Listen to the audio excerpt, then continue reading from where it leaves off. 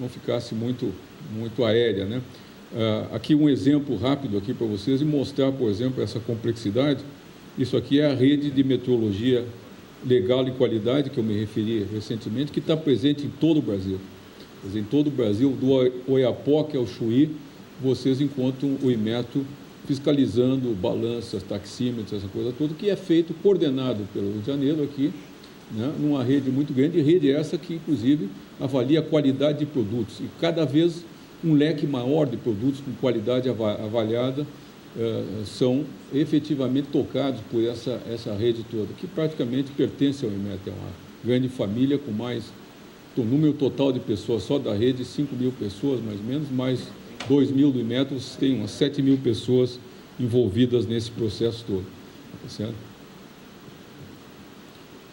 Essencialmente, uma síntese está espelhada aqui: mais qualidade para o cidadão e mais competitividade para a empresa brasileira. Quer dizer, o que a gente faz? Se preocupa com a competitividade da empresa brasileira, tendo aqui os insumos básicos de ciência da medição, tecnologia, apoio à inovação, a questão do cidadão, a qualidade para o cidadão, tá certo? E o Inmetro faz isso através de conhecimento de ponta, conhecimento científico, tecnológico e técnico, tá certo?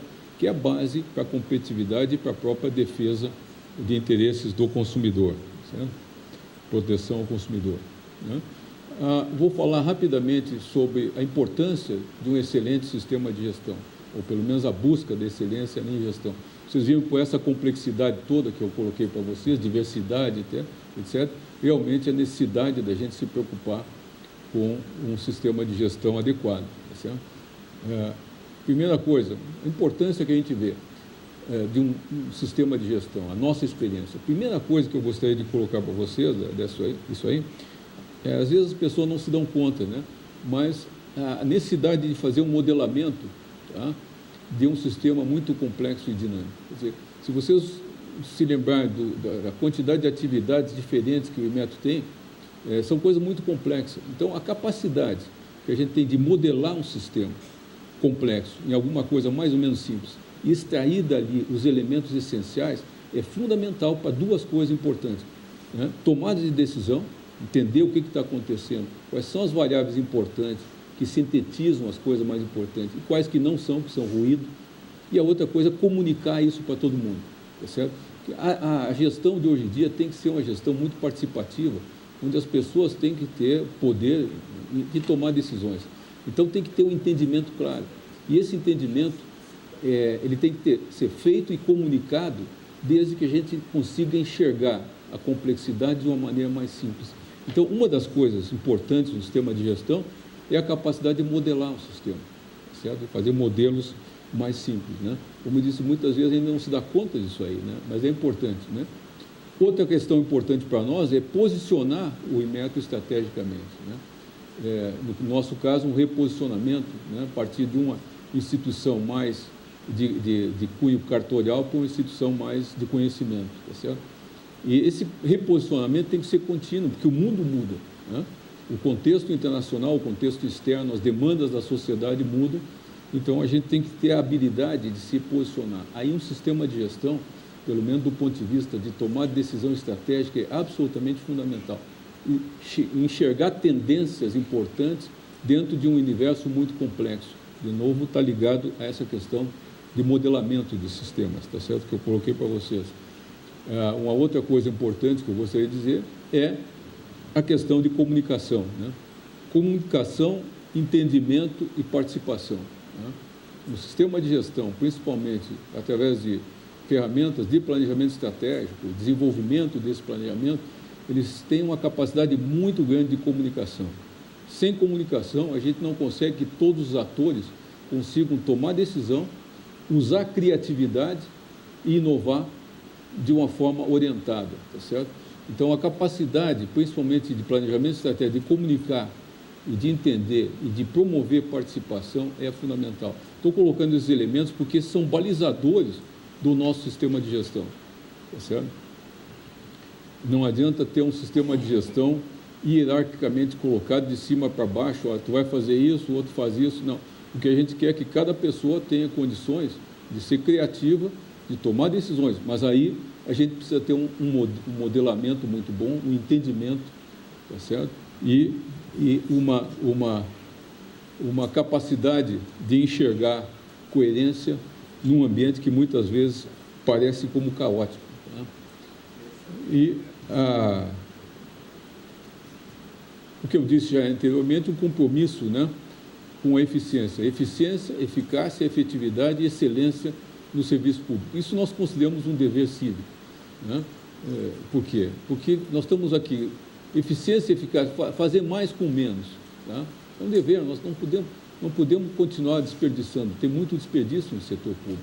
Eficácia é realmente fazer a coisa funcionar, fazer no tempo correto, tá certo? Fazer e terminar as coisas e chegar nos objetivos, tá certo? Efetividade, realmente fazer aquilo que vai dar o resultado importante estrategicamente. Tá? E excelência, nós temos que ser os melhores. Tá certo? Excelência é realmente ter um desempenho superior, ser o melhor. Então, isso nós consideramos como um dever nosso e digamos assim, um objetivo de pesquisa desenvolver essa estrutura toda. Tá? Outras coisas importantes que para nós se mostraram significativas e bastante, digamos assim, dependentes de um bom sistema de gestão, são mudanças culturais, principalmente mudanças no setor público, tá certo? Instrumentos formais, por exemplo, que a gente tem, né, como o PDCA, a A3, que eu vou mostrar depois para vocês, o próprio planejamento estratégico, o Balance Scorecard, né, BPM e outras coisas, são instrumentos que induzem e aceleram mudanças, tá certo? E atacam principalmente muita coisa que tem no setor público, né? Resquício de personalismo, patrimonialismo, acomodação, isolamento, formação de silo, essas coisas todas. Isso aqui é meu, o outro negócio é do outro e tal. Quer dizer, nós temos que trabalhar cooperativamente, tá certo? E não trabalhar em silo. E a gente vê isso aí formado, tem várias razões para isso, até no final até vou discutir rapidamente uma ou duas para vocês terem uma ideia. Mas essas ferramentas são importantes para isso. E nós temos que usar ferramentas e desenvolver ferramentas, como eu disse, desenvolver ferramentas que não estão apropriadamente desenvolvidas para o setor público brasileiro, né? Foram desenvolvidas muito para o exterior. A gente lê livros de administração, teorias novas, métodos novos, práticas consagradas, e vê que a adaptação aqui no Brasil não é trivial, né? O ambiente é outro, a cultura é outra. A importância também de apoio a processos operacionais, quer dizer, a execução melhor. Execução é uma atividade que é muito desprezada, é interessante. Muitas vezes, quando se fala em sistema de gestão, o pessoal está mais preocupado com estratégia, né? Mas a maioria dos negócios, das instituições, falha na execução, não é na estratégia. Né? 90% do problema de sucesso ou insucesso é de execução. Hoje tem um guru muito famoso, muito discutido, que é o Rancharan, sobre justamente a execução, vem pregando esse credo, né? Aqueles que não conhecem, eu recomendo até que leiam, tem vários livros dele, o Execution, por exemplo, é um livro muito interessante sobre isso, né? Agora, tem vários processos e várias práticas e metodologias boas, que aí dá para aplicar alguma coisa do setor privado que funciona, né?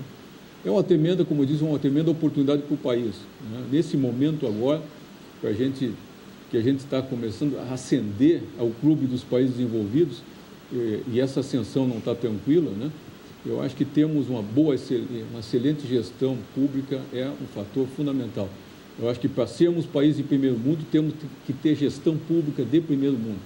As empresas que são empresas de primeiro mundo no Brasil têm gestão de primeiro mundo, né? Gerdau, por exemplo, Ambev, etc., tem gestão de primeiríssimo mundo.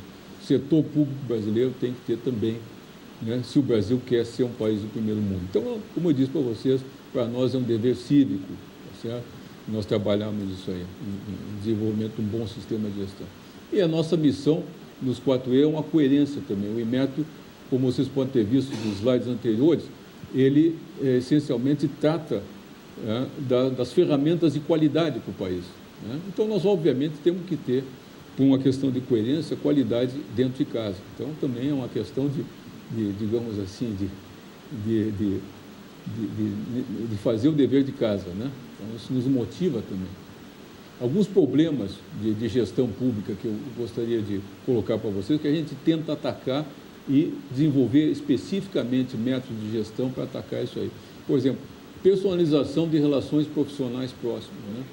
Quer dizer, o não profissionalismo, né? Isso é um problema sério no setor público brasileiro, tá certo? O cara vai fazer, não, vou fazer isso aqui porque eu sou teu amigo, eu não vou fazer para ti, né? Por isso, e não acontece nada, né? Porque a gente tem dificuldade de tomar decisões, né? Excessiva literalidade e linearidade, quer dizer, o cara fica com medo de... É interessante, né? Se vocês olharem, por exemplo, a lei brasileira, se der algum problema, se der algum problema numa empresa de gestão avançada, tá? O que acontece, né? Se abre uma espécie de estudo de não conformidade para ver o que houve sistemicamente que levou àquele problema, tá certo? Na gestão pública, se vocês olharem os manuais, né, que vem da teoria do Max Weber, do sistema público, né, do sistema burocrático, né, vocês vão, o que vocês têm que fazer como gestor público é abrir o quê? Uma sindicância para apurar a responsabilidade, descobrir o culpado. Quer dizer, numa situação se descobre o culpado e noutra situação se descobre o que houve de falha sistêmica, né? É óbvio que se a questão é descobrir o culpado, esse culpado, né, o culpável, em princípio, vai se cuidar e se esconder na literalidade e na linearidade, só vai fazer aquilo que o cartório manda, que o manual manda, ou seja, criatividade zero, desprendimento zero. Então, esse é um problema complicado, né?